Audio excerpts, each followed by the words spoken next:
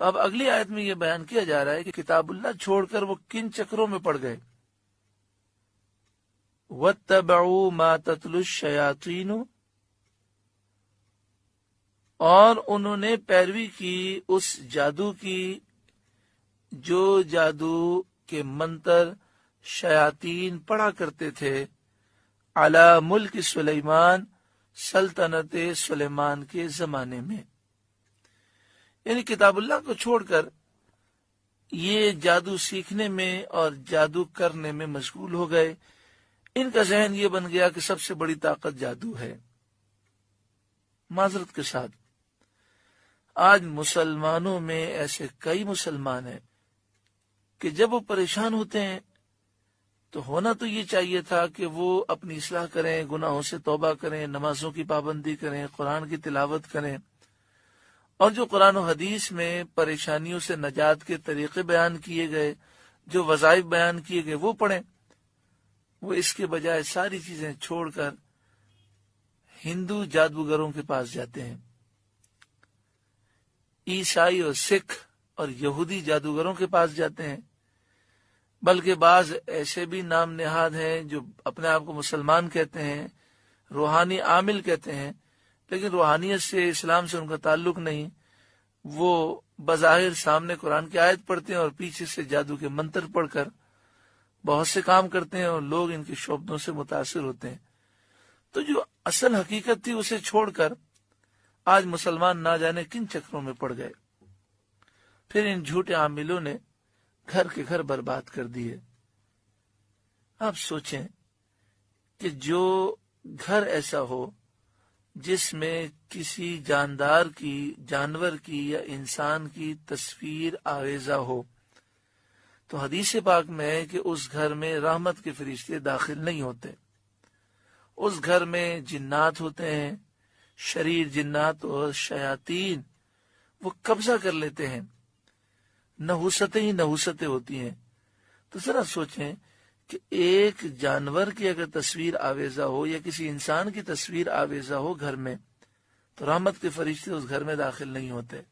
جس گھر کے رہنے والے فجر کی نماز ہی نہ پڑھتے ہوں، موبائل فون، انٹرنیٹ، فیس بک، واٹس ایپ اور دیگر اور ذرائع اور ٹی وی کے ذریعے سے بد نگاہی کرتے ہوں، جس گھر میں گانے باجوں کے شور ہوں، گندے مناظر دیکھے جائیں، ہندوانہ پوجا پاٹ کے طریقے دیکھے جائیں، مندر کے مناظر ہوں، کفریہ اور شرکیہ بھجن کی آوازیں ہوں، تو نحوستیں ہی نحوستیں گھر میں ہوں گی. پھر کہتے ہیں نہ جانے کس نے کیا کر دیا.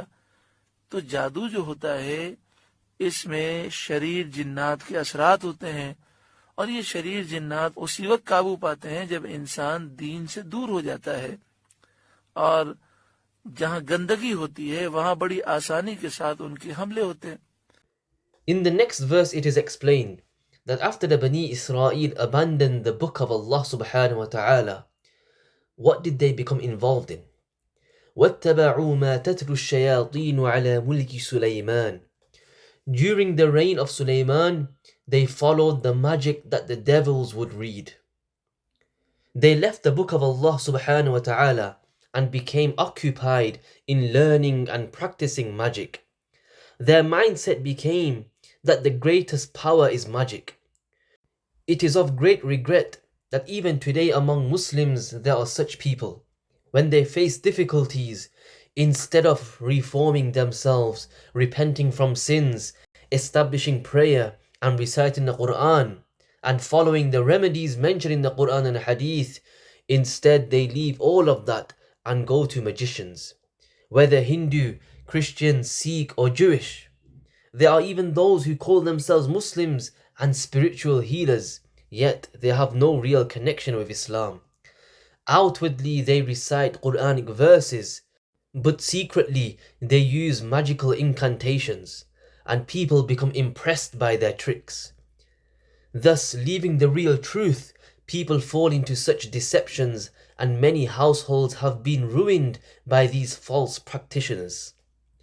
Reflect on this. If in a house there is an image of a living being, animal or human, then according to the hadith, angels of mercy do not enter that house. Instead, jinn and devils occupy it, and misfortune prevails. Consider further, in a house where people do not pray Fajr Salah, where through digital means they engage in wrongful acts, they watch digital shows where music and immoral scenes are common, where practices resembling idol worship are seen within these shows, and sounds of shirk are present, such a house will be filled with misfortune. Then people say, someone must have done something to us in terms of magic. But remember that magic involves evil jinn, and such jinn gain control when a person moves away from religion, from Islam. Wherever there is corruption, jinns find an easy entry into that person. تو یہاں پر یہودیوں کی مذمت کی گئی کہ کتاب اللہ کو چھوڑ کر یہ جادو کے چکر میں پڑ گئے. یہاں پر ذکر کیا گیا علی ملک سلیمان. سلطنت سلیمان کے زمانے میں شیاطین جو منتر پڑھتے تھے یہ اس کی پیروی کرنے لگے. اس کا شان نزول یہ ہے کہ حضرت سلیمان علیہ السلام کے زمانے میں بنی اسرائیل جادو سیکھنے میں مشغول ہوئے، تو حضرت سلیمان علیہ السلام نے ان کو اس سے روکا اور ان کی کتابیں لے کر اپنی کرسی کے نیچے دفن کر دیں. حضرت سلیمان علیہ السلام کی وفات کے بعد شیاطین نے وہ کتابیں نکال کر لوگوں سے کہا کہ سلیمان علیہ السلام اسی کے زور سے حکومت کرتے تھے. بنی اسرائیل کے نیک لوگوں نے اور علماء نے انہیں سمجھایا کہ یہ بات جھوٹ ہے، سلیمان علیہ السلام اللہ کے نبی ہیں اور وہ جادو کے زور پر حکومت نہیں کرتے تھے. لیکن جو جاہل لوگ تھے وہ کہتے تھے کہ جادو حضرت سلیمان علیہ السلام کا علم ہے. دیکھو اس جادو میں کتنی طاقت ہے کہ آپ نے پوری دنیا کے پہاڑوں کو، سمندروں کو، ہواؤں کو، پرندوں کو، یہاں تک کہ سارے جنات کو قابو میں کر لیا. تو جب جو حال یہ کہنے لگے تو لوگ جادو پر ٹوٹ پڑے. انبیاء کرام کی کتابیں انہوں نے چھوڑ دی اور حضرت سلیمان علیہ السلام پر ملامت شروع کی. وہ کہتے تھے کہ سلیمان علیہ السلام نبی نہیں، جادوگر ہیں. یہاں تک کہ آپ کو شاید حیرت ہو کہ اب بھی یہودی اور عیسائی حضرت سلیمان علیہ السلام کو نعوذ باللہ من ذالک جادوگر سمجھتے ہیں. جو موجودہ بائبل ہے اس میں حضرت سلیمان علیہ السلام اور کئی انبیاء کی گستاخیاں موجود ہیں، کیونکہ انہوں نے توریت میں، انجیل میں رد و بدل کر دیا ہے. تو حضرت سلیمان علیہ السلام، حضرت داؤد علیہ السلام، حضرت عیسیٰ علیہ السلام، اسی طرح حضرت یحییٰ، حضرت زکریا، حضرت لوط علیہ السلام، کئی نبیوں کی گستاخیاں بھری ہوئی ہیں. تو اس میں گستاخی یہ بھی ہے کہ وہ حضرت سلیمان علیہ السلام کی طرف جادو کی نسبت کرتے ہیں. So in this verse, the Jews are criticized that they abandoned the book of Allah subhanahu wa ta'ala and fell into magic. It is mentioned that during the reign of Sayyidina Sulaiman alayhi salam, the devils used to recite incantations and the Bani Israel began following those. The context for revelation of this verse is that during the time of Sayyidina Sulaiman alayhi salam, the Bani Israel became engaged in learning magic. Sayyidina Sulaiman alayhi salam forbade them and collected their books, burying them beneath his throne. After his passing, the devils brought out these books and said to the people, Sulaiman alayhi salam ruled through this knowledge. Ma'adallah. The righteous scholars among Bani Israel explained that this was false. Sayyidina Sulaiman alayhi salam is a prophet and did not rule through magic. But the ignorant people said, this must be the knowledge of Sayyidina Sulaiman alayhi salam. See how powerful it is, that through it he controlled mountains, seas, winds, birds, and even the jinn. Therefore, people then turned towards magic and abandoned the books of the prophets alayhimus salam and began to accuse Sayyidina Sulaiman alayhi salam, saying, Ma'adallah, that he was a magician. Even today, some Jews and Christians hold such false beliefs And in the altered scriptures, such statements are found because they made changes in their books.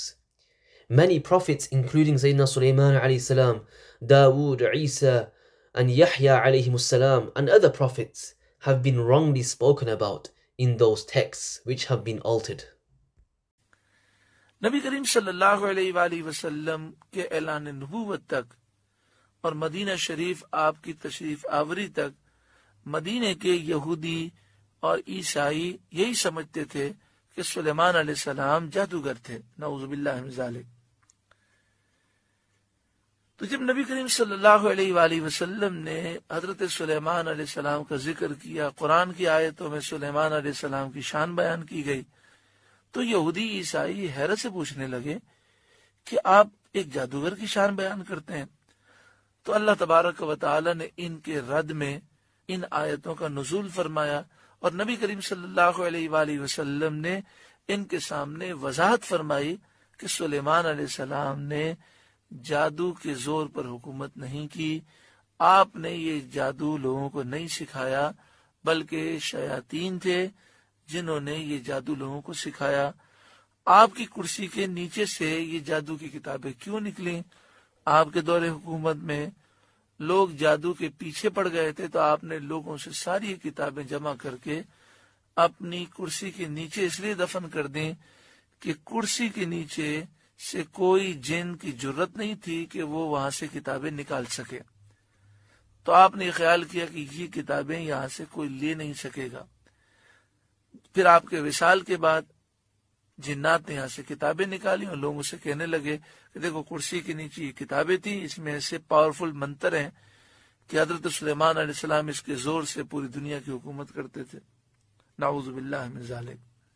Before the declaration of prophethood by Rasulullah sallallahu alaihi wasallam and his arrival in Madinatul Munawwarah, the Jews and Christians held this belief about Sayyidina Sulaiman alayhi salam. When the Prophet sallallahu alaihi wasallam mentioned Sulaiman alayhi salam in the Quran and spoke of his noble status, they objected, asking, "Do you speak of a magician in this way, ma'adallah?" So Allah subhanahu wa ta'ala then revealed these verses in response. And the Prophet sallallahu alaihi wasallam clarified that Sayyidina Sulaiman alayhi salam did not rule through magic, nor did he teach magic. Rather, it was the devils who taught it. The books were found beneath his throne because he had gathered and buried them to prevent people from accessing them, and the devils didn't dare to take them from under his throne. However, after his passing away, the devils extracted them and then misled the people. آگے فرمایا وما کفر سلیمان، اور سلیمان نے کفر نہ کیا کیونکہ وہ نبی ہیں، اور انبیاء ہر کفر سے اور ہر گناہ سے قطعاً معصوم ہوتے ہیں۔ ان کی طرف جادو کی نسبت غلط ہے، باطل ہے، کیونکہ اکثر جادو میں کفریہ اور شرکیہ کلمات ہوتے ہیں۔ اگر کفریہ اور شرکیہ کلمات نہ بھی ہوں پھر بھی جادو کرنا یہ حرام ہے، اور اگر کفریہ اور شرکیہ کلمات ہوں تو پھر جادو کرنا، جادو کے منتر پڑھنا یہ کفر و شرک ہے۔ Then it is mentioned in the Quran, وَمَا كَفَرَ سُلَيْمَانُ, but Sulaiman did not disbelieve. For he is a prophet, and all prophets are completely protected from disbelief and sin. To attribute magic to him is false and invalid. Most forms of magic contain words of disbelief and shirk, and even if they do not, practicing magic is still unlawful. And if it contains words of disbelief or shirk, then practicing it and reciting such incantations is disbelief and shirk.